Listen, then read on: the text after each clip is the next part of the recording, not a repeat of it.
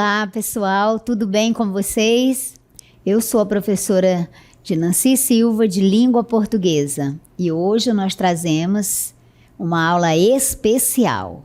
Vamos conhecer, então, o objeto de conhecimento dessa nossa aula. Objeto de conhecimento: fonoortografia. Detalhamento: acordo ortográfico. Conhecimentos linguísticos e gramaticais estudados. Então, hoje, nós vamos estudar e aprender sobre o acordo ortográfico, esse tratado internacional realizado entre os países de língua portuguesa. Vamos começar?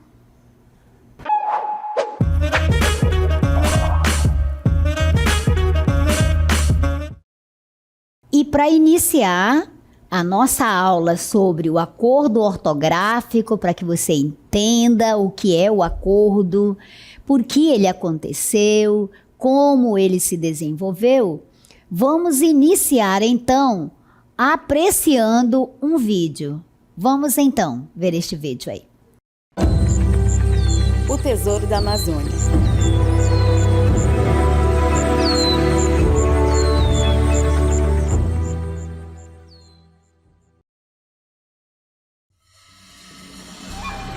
Miguel, um pescador experiente, está navegando calmamente em seu barco pelo rio Amazonas.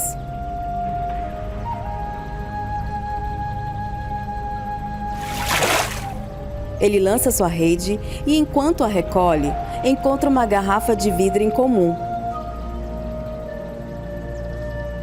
Miguel abre a garrafa e encontra uma nota de R$50 dentro, enrolada cuidadosamente. Intrigado, ele decide investigar e segue as pistas deixadas por indígenas locais que conhecem a área. Miguel chega aos destroços de uma expedição perdida, cobertos pela vegetação densa da floresta. Ele encontra um diário de bordo entre os destroços, revelando detalhes sobre o tesouro escondido na floresta. Com a ajuda das pistas do diário, Miguel e os indígenas começam a busca pelo tesouro enterrado na selva. Eles enfrentam desafios naturais, como rios turbulentos e densa vegetação, enquanto se aproximam do objetivo. Após uma jornada cheia de suspense, eles encontram o local onde o tesouro está enterrado. Miguel e os indígenas cavam freneticamente até finalmente desenterrarem o baú repleto de riquezas. Emocionados com a descoberta, Miguel e os indígenas decidem compartilhar o tesouro. Eles planejam investir parte do dinheiro na preservação da Amazônia, garantindo um futuro sustentável para a região. Essa pequena história, nesse vídeo, tem o objetivo de contextualizar a temática da nossa aula de hoje. Então, vamos aqui verificar, analisar um pouquinho esse vídeo. Vamos lá. O Tesouro da Amazônia. Miguel, um pescador da floresta amazônica. E aí você observou que um pescador da floresta amazônica está virgulado, certo? Por quê? Porque é um aposto explicativo. Quem é Miguel? Miguel é um pescador da floresta amazônica. Então, Miguel, um pescador da floresta amazônica, encontra uma nota de R$50 dentro de uma garrafa. Veja que está destacada a palavra 50. A palavra 50 está destacada por uma razão simples. Veja, como você pode observar, a palavra 50 era escrita desta forma, com esse trema, esse sinalzinho, né, esses dois pingos aí em cima do U, e pronunciada 50 desta forma. Era escrita assim, antes de ser firmado o novo acordo ortográfico, que foi firmado em 2009. Foi firmado em 2009, mas só vai entrar em vigência alguns anos depois. Então, veja, está destacado aqui para você notar como era escrita esta palavra, a palavra 50. E hoje, como se escreve esta palavra? Bem, uma das mudanças que ocorreu no novo acordo ortográfico foi exatamente a queda do hífen, a eliminação no vocabulário da língua portuguesa, na ortografia da língua portuguesa, do trema. Então, as palavras hoje, que antigamente eram escritas com trema, como exemplo a palavra 50, que está destacada para vocês, hoje não é mais necessário. Pelo novo acordo ortográfico, esta palavra não possui mais o trema. Então, dando sequência à nossa leitura. Então, Miguel, um pescador da floresta amazônica, encontra uma nota de R$50 dentro de uma garrafa. Ele segue as pistas deixadas por indígenas e descobre os destroços de uma expedição perdida. Note a palavra destroços no plural com essa pronúncia aberta. E no singular, não é? Já seria um pouquinho diferente. Através do diário do explorador, ele encontra um tesouro enterrado na floresta. Miguel compartilha a descoberta com os indígenas e decide investir parte do dinheiro na preservação da Amazônia. Uma simples nota de R$50 desencadeia uma jornada de descoberta e solidariedade na selva. Muito bem, note que aqui, nesse último parágrafo, a palavra 50 não ficou destacada. E você notou que a grafia, a escrita dela, ainda continua com o trema. Mas eu estou chamando a sua atenção para esse detalhe de que o trema atualmente não mais existe na língua portuguesa, certo? Então, uma simples jornada de 50, a pronúncia continua idêntica, 50. Você pronuncia o U desse dígrafo aí.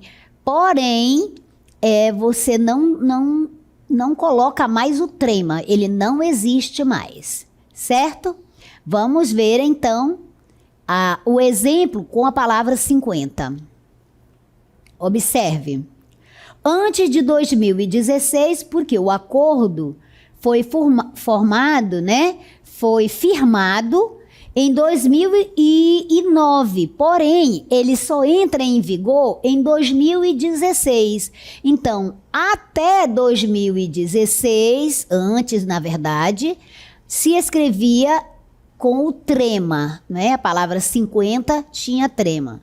Após 2016, de 2016 em diante, a palavra 50 é escrita desta forma e pronunciada com esse U. Gente, isso ficou claro para vocês? Está claro? Então, vamos aqui comentar um pouco mais. Eu quero que vocês observem, então, a palavra que está aparecendo na tela ao lado esquerdo da tabela. Vocês vão notar que a escrita ortográfica, esse aí, antes de 2016, da palavra 50, era grafada com esse trema, digo. E, então, a partir de 2016, como já expliquei, ela passou a ser escrita sem o trema. Agora, você vai observar que a pronúncia é a mesma. Eu pronunciava antes 50 com o trema, e agora eu pronuncio 50 sem o trema.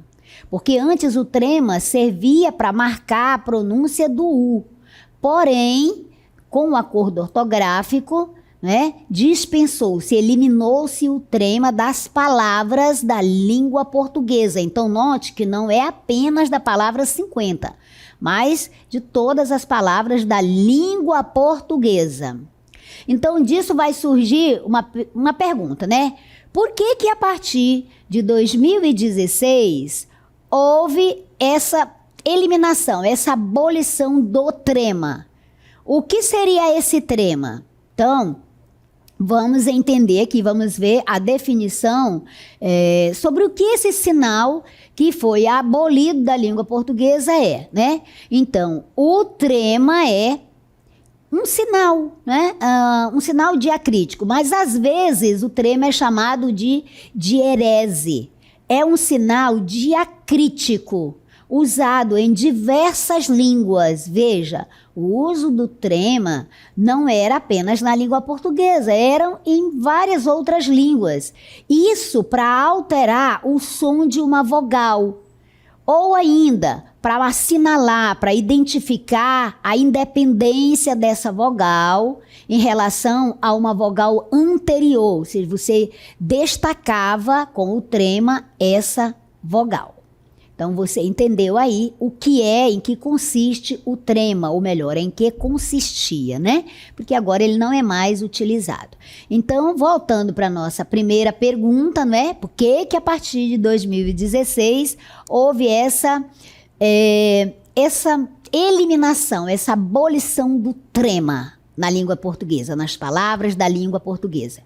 Exatamente por conta do acordo internacional, do acordo ortográfico entre o Brasil e mais os outros países que falam a língua portuguesa, que tem a língua portuguesa como língua oficial, a língua, né, dos documentos, a língua do comércio. Então, foi assinado o acordo ortográfico entre Brasil e Portugal e mais os demais países. Você sabe que são 9 países que falam a língua portuguesa. Mas então, o que seria exatamente esse acordo ortográfico? Vamos ver. Então, o acordo ortográfico é esse acordo, esse tratado, certo? Que se constitui num conjunto de regras e convenções. O acordo ortográfico se refere a um conjunto de regras e convenções estabelecidas entre países e até mesmo regiões que compartilham o mesmo idioma. No nosso caso, o idioma é o idioma português, a língua portuguesa.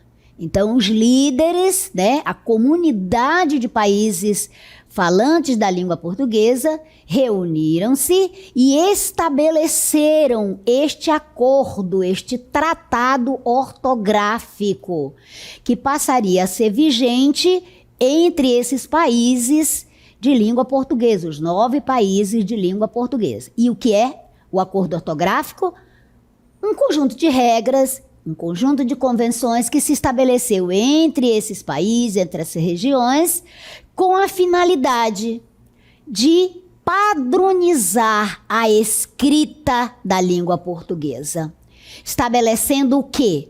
Diretrizes, normas comuns para a grafia, para a escrita de palavras, também em relação à pontuação, à acentuação gráfica, entre outros aspectos linguísticos. Entre outros aspectos linguísticos, você vai notar aqui também a questão, a alteração que houve em relação ao hífen. O hífen também entra neste acordo. Então, algumas palavras sofreram alterações. Na verdade, cerca de 10.500 palavras sofreram alterações por conta, né, como consequência do acordo ortográfico firmado entre Brasil, Portugal e os outros 7 países que compartilham a língua portuguesa. Qual foi, então, o objetivo desse acordo? Exatamente, estabelecer um padrão da língua escrita da língua portuguesa. A ortografia, né, que se relaciona também com a pontuação, com a acentuação, a questão do hífen. Então, todos esses aspectos sofreram alterações a partir do acordo firmado entre os países falantes da língua portuguesa. Aí você pode pensar assim, então, só houve esse acordo? Não. Houve outros acordos em tempos, em datas anteriores, mas o que entrou em vigência a partir de 2016 foi esse aí. E esse aí trouxe inúmeras alterações, como, por exemplo, cerca de 10.500 palavras que sofreram alterações. Então, observe que há necessidade de você estudar novamente. Até os professores que sabiam, a palavra tal era escrito assim, para verbo e para preposição. Tinha um acento lá, um acento para diferenciar o para preposição do para forma verbal conjugada. E aí, houve alteração? Houve. Então, tem que se atentar para isso, né? Para que você, ao escrever os seus textos, escreva com propriedade, com segurança, porque houve essas alterações. Então, atualmente, a língua portuguesa, ela possui esse acordo ortográfico, esse tratado internacional, que é válido entre os países que integram, né, esses países integrantes da comunidade. Nós temos uma comunidade dos países de língua portuguesa, que é chamado CPLP. Ou seja, Comunidade dos Países de Língua Portuguesa. E inclui que países? Angola, Brasil, Cabo Verde, Guiné-Bissau, Moçambique, Portugal, São Tomé e Príncipe e o Timor-Leste. Então, esses aí são os países da comunidade de língua portuguesa, os países que falam a língua portuguesa. E esse acordo, gente, o acordo ortográfico, esse tratado ortográfico realizado entre os países, ele passou a ser obrigatório. Veja, foi acordado em 2009, porém ele passou a ser obrigatório no Brasil somente a partir de 1º de janeiro de 2016. E em relação ao anterior, que estabeleceu mudanças na forma como o brasileiro escrevia, né? Entre as principais mudanças, destacam-se algumas que nós vamos ver. Olha, por exemplo, você sabe que nós tínhamos 27 letras na língua portuguesa, certo? 26 letras, corrigindo, por conta desse acréscimo aí. Então, no português, no alfabeto da língua portuguesa, foram acrescidos as letras K, W e Y ao nosso alfabeto. Então, antes nós tínhamos 23, desculpem, e entrou mais 3 para o nosso alfabeto. Então, agora nós temos no alfabeto da língua portuguesa 26 letras, certo? Muito bem. Então, esse foi uma das mudanças, uma das alterações que o acordo trouxe, já começando pelo acréscimo dessas letras, dessas 3 letras, K, W e Y. Agora elas fazem parte oficialmente do alfabeto da língua portuguesa. Então, nós temos 26 letras. Há uma outra alteração importantíssima, que até já falamos dela, foi exatamente a abolição do trema. E isso representou uma inovação. Então, como exemplo, nós temos, veja, antes as palavras 50, como nós vimos na historinha ali, não é? Era escrita com o trema. A palavra linguística, que é a mãe, né, a ciência que tem por objeto o estudo da linguagem, também era escrita com o trema. E a palavra consequência, mesma coisa. Antes tinha esse trema. Se você não escrevesse com o trema, do ponto de vista da norma culta, você estaria cometendo um erro de ortografia. A palavra frequência também, a palavra tranquilo também. E aí você nota qual era a função desse trema, para que ele servia? Ele tinha a função de marcar a pronúncia desse U, desta vogal. Então, todas as palavras antes que tinha esse trema, indicava que ela deveria ser pronunciada, certo? 50, linguística, consequência, frequência e tranquilo. Para evitar que se pronunciasse sem mencionar o U. Porém, caiu o trema, aboliu-se esse trema, certo?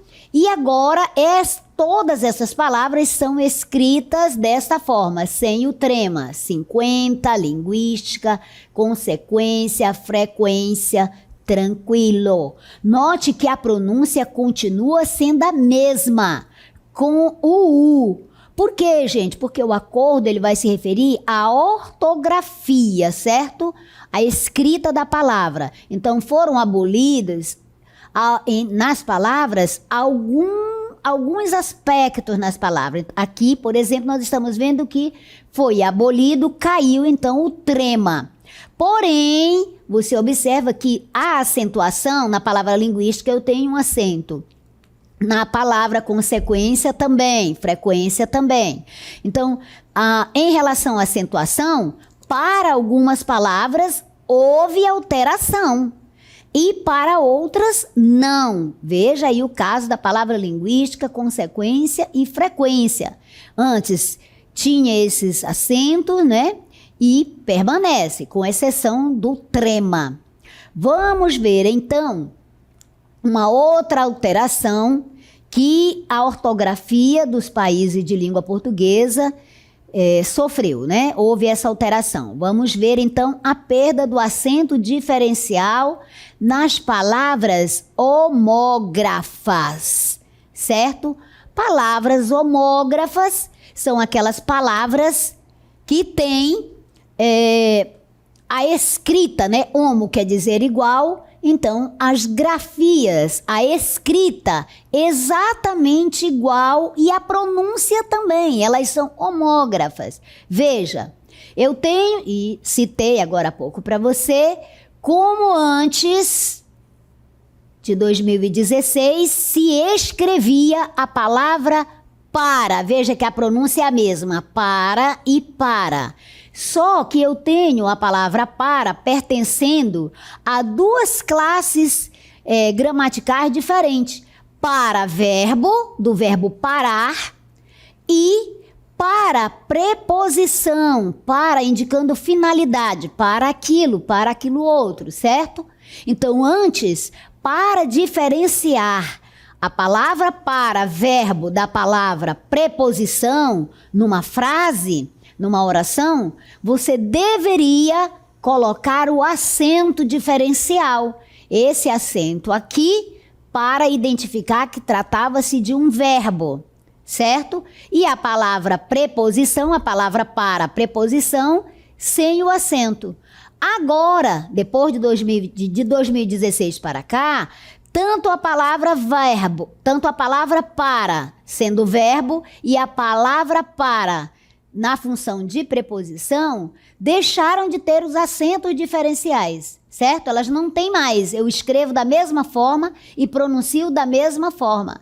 E aí, você vai dizer o quê? Professora, mas como que eu vou saber que está se referindo para, está se referindo a verbo e para está se referindo a preposição? É muito fácil, é pelo contexto. Porque já dissemos aqui para você, né, que as palavras, elas vêm carregadas de significado. Mas eu vou extrair o sentido apropriado, adequado, considerando o contexto dela. Então, pelo contexto, você vai entender que se trata da palavra para verbo, do verbo conjugado. Por exemplo, se eu digo, o motorista parou o carro, o motorista para o carro. Então, nesse caso, eu sei que pelo contexto, o motorista estava dentro do carro, dirigindo o carro, e num determinado momento ele resolve parar, certo? Então, o motorista para o carro, parou no sinal ali. Muito bem, esse para aí é o para-verbo, porque está designando, apontando uma ação. E se eu digo assim, isto eu trouxe para você? Esse para aí é preposição, porque indica a finalidade, certo? Muito bem, então pelo contexto, você extrai o significado, você consegue compreender.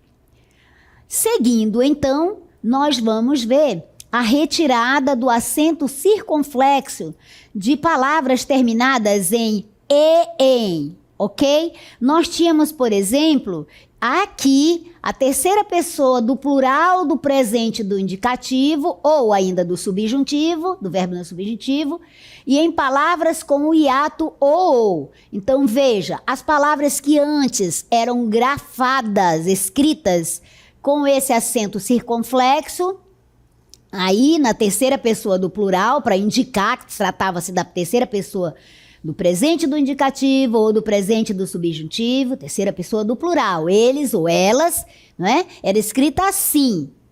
E ainda palavras com o hiato ou, por exemplo, vou, né? Ou enjoo, aqui como no exemplo, olha, enjoo, certo? Antes era grafada com o acento circunflexo e depois de 2016, a partir de 2016, nós temos a mesma palavra com a mesma pronúncia, porém sem o acento, porque ele também caiu. No verbo ler, né? Eles ou elas leem. Antes, para saber, para marcar que era a terceira pessoa do plural, do presente do indicativo ou do presente ou do subjuntivo, marcava-se com o acento circunflexo. Porém, agora não mais. Leem, já sabemos que trata-se da terceira pessoa do plural e é escrita sem o acento. Uma outra regrinha que também entrou no acordo foi exatamente a perda do acento nas palavras paroxítonas, certo? Então, nós temos, por exemplo, aí a perda do acento nessas palavras. Palavras paroxítonas, você sabe, são aquelas que possuem a sílaba tônica na penúltima sílaba. Temos a última, penúltima. Então, as palavras paroxítonas têm o seu acento tônico e às vezes marcado pelo gráfico na sua penúltima sílaba. Mas quais palavras paroxítonas perderam este acento? Os ditongos abertos, ei e oi. Então veja, só nas paroxítonas, gente, isso é importante você entender. Se eu tiver uma palavra oxítona terminada com esse ditongo aberto, aí não, tá? Então, lembrando, palavras paroxítonas com ditongos abertos, ei e oi, certo? Então, houve essa perda, caiu este acento, que antes a palavra heróico era grafada, escrita assim, com este acento marcando a palavra ideia, também assim, escrita com acento. Mas hoje nós temos as palavras com a mesma pronúncia, heróico e ideia, grafadas desta forma, certo? Porque nós temos aí esse ditongo aberto, oi e ei. Muito bem. Também tivemos a perda do acento nas palavras paroxítonas, certo? Com i e u tônicos depois do ditongo. Vamos ver aqui. Nós temos, por exemplo, esses exemplos aqui. Feiura, que antes, olha, veja, o i e o u, né? Aqui nós temos o u. Então, nós tínhamos feiura e bocaiúva. Isso para marcar o som dessa palavra, não é? Então, essas palavras são paroxítonas. E, então, caíram esses acentos tônicos. Depois desse ditongo, nós tínhamos esse ditongo aqui, ei, e aqui, ai. Então, depois dos ditongos, quando eu tinha o I ou o tônico, era acentuado, porém, com o acordo ortográfico, eliminou-se e ficou feiura e bocaiúva. Note que a pronúncia é a mesma, mas sem o acento. Muito bem, então, essa foi a nossa aula sobre o acordo ortográfico. Espero que você tenha gostado, mas, sobretudo, tenha aprendido algumas dessas mudanças que nós trouxemos para você. E é importante praticá-las. Até a próxima!